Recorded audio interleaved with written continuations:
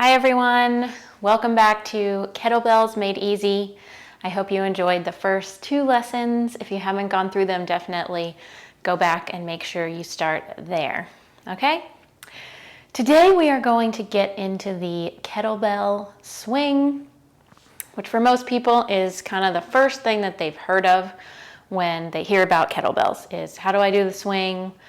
How can I use it? How can it best help me? So today we're going to do a couple different drills, actually 5 different steps, and I'll take you through all that right now so that you feel awesome and confident when you are doing your swings. So we kind of touched on this last video, but the most important thing you need to get right when you are doing anything with kettlebells is knowing to breathe, where to breathe, how to breathe, and make sure you're breathing at all, right? So last time we talked about something called the biomechanical breath match, which is just when do I inhale, when do I exhale when I'm using kettlebells. So with the deadlift and the swing and much of the other drills that we'll get into, you want to try to inhale as the bell's coming between your legs and exhale with your hip snap or hip extension, meaning your hips are completely straight. And sometimes if you've been around anyone who's been using kettlebells, you'll hear them make a tss noise. And this is so that it's ensuring that their core is bracing and they're protecting their spine. So if you take a second to wrap your fingers around your abdomen, so your index finger on the front, thumbs on the back, and then you cough. You just go, you feel that everything in here automatically tightens without you thinking about it. So that's why we try to add that audible noise to our swings so that everything is protected, everything is solid as we're moving a lot of weight. Okay. The first part of the swing is going to be something called the hike back. So if I go to set up my bell, we call this the power triangle. So your feet are the bottom, the bell's the top. And it should be 6 to 12 inches away from you versus the deadlift, which as you remember was right at the arch of your foot. So the first step is the hike back. So all you're going to do is same steps as last time. Hip chop, reach for your bell. You're going to hike it between your legs. Set it back.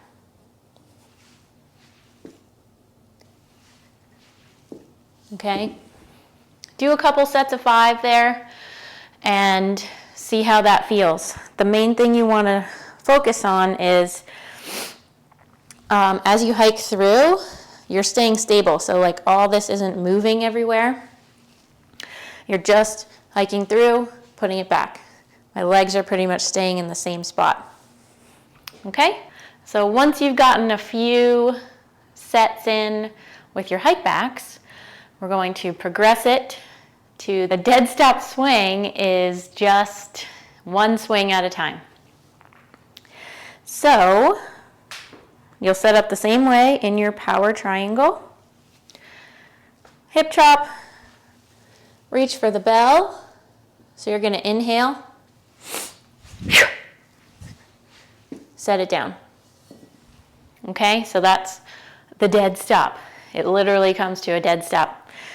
So practice 3 to 5 at a time. Do your hip chop, reach for the bell, park it, stand up. Hip chop, reach, hike. Okay? So a lot of times when you're first learning the swing, it can be hard to put it all together. You don't need to be using your arms at all. The arms are just along for the ride, holding on to the bell. I want to have my arms pretty straight.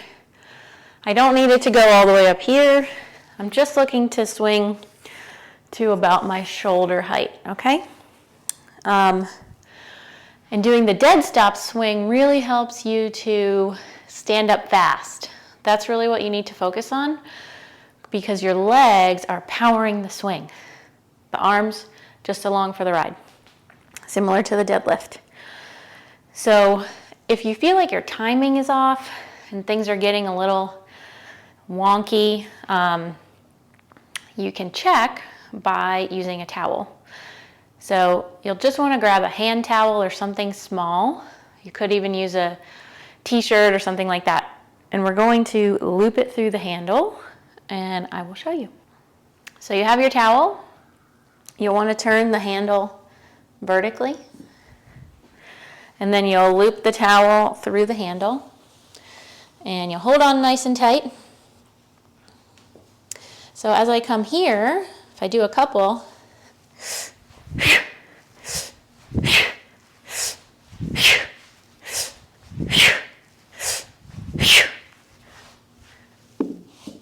if my timing's messed up and I'm hinging too early or flinging it with my arms, the bell's going to be bouncing all over the place.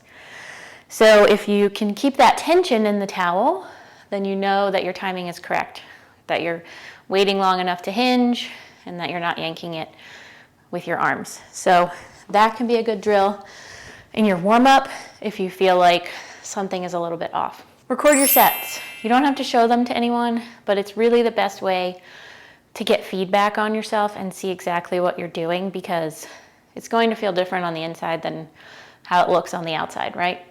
So record your sets, record a bunch of them so that you can just see and focus on one thing at a time. All right. Another common challenge that people have when they're first learning to swing the kettlebell is that it's a bit more squatty than hinge oriented. So I'm going to show you one quick way to fix that. Try to show you. I'm always really bad at showing the faulty demos, but when people are just learning, sometimes they do something like this, where they're squatting and the bell's going really low, almost touching the ground. So if you want to avoid that, we'll put something there so that if you hit it, you will know. So if you have a medicine ball or even like a tiny stool might work.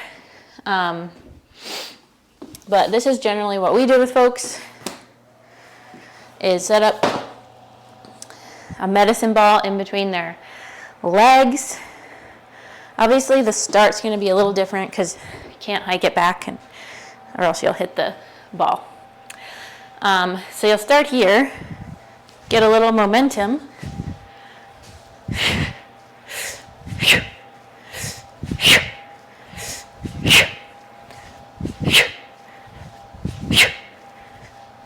right? And then you'll hit the ball if you mess up.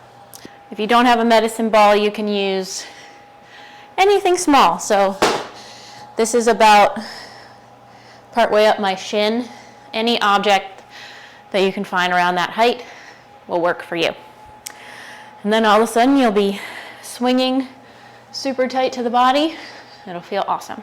Our final drill today is the continuous swing. So once you feel like you've nailed the hike back, the deadstop swing, you tried the towel swing, you tried the medicine ball swing, now we're going to put it all together and do a set. So when you're first starting out, I would recommend only doing sets of 5 to 10 reps and then taking a little break. The reason is because over time our form starts to become less than perfect, right? As we get tired, things break down, we lose focus. So when you're first starting out, definitely keep those sets smaller so that you can really work on perfect reps.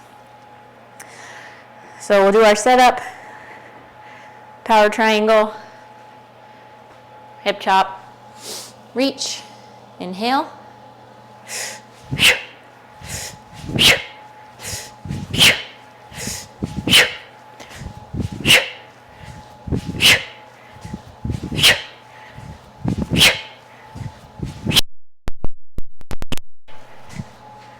park it, and that's it. All right, guys. Hope this video was helpful for you. If you enjoyed it, give it a thumbs up. Remember, you can always check out more about our coaching at trainwithwaves.com. And we will see you next time for lesson 4. Bye.